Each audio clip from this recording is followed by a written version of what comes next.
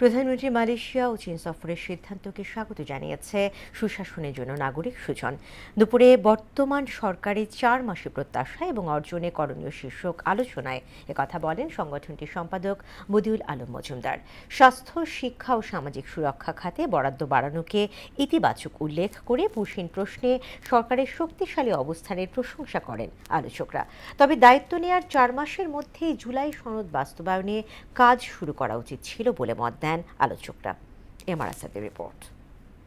স্থানীয় সরকারের প্রশাসক নিয়োগের ক্ষেত্রে বিএনপি সরকার পরিচালনার দায়িত্ব নেয়ার 4 মাসে পাওয়া না পাওয়ার বিষয়ে গোলটেবিল আলোচনায় অংশ নেন শিক্ষাবিদ, অর্থনীতিবিদ ও সামাজিক সংগঠনের প্রতিনিধিরা।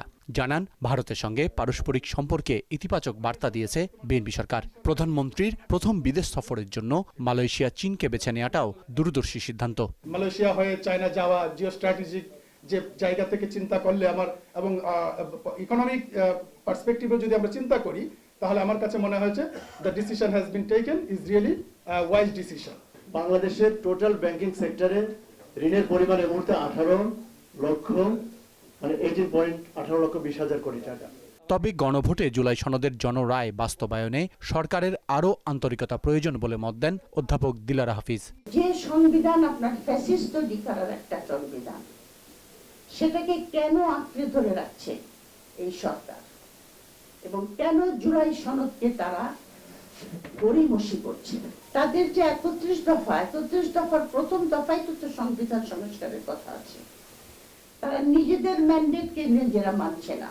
অনুষ্ঠানে সুজন সম্পাদক বদিউল আলম মজুমদার বলেন, জ্বালানি সংকটকে পুঁজি করে অর্থ লোপাটকারীদের বিরুদ্ধে কঠোর হওয়া জরুরি ছিল।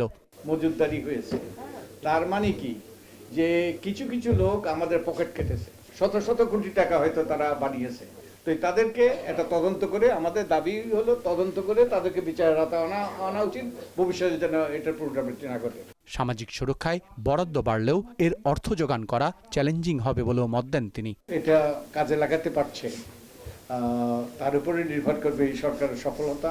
এমআর আসাদ, মোহনা সংবাদ, ঢাকা।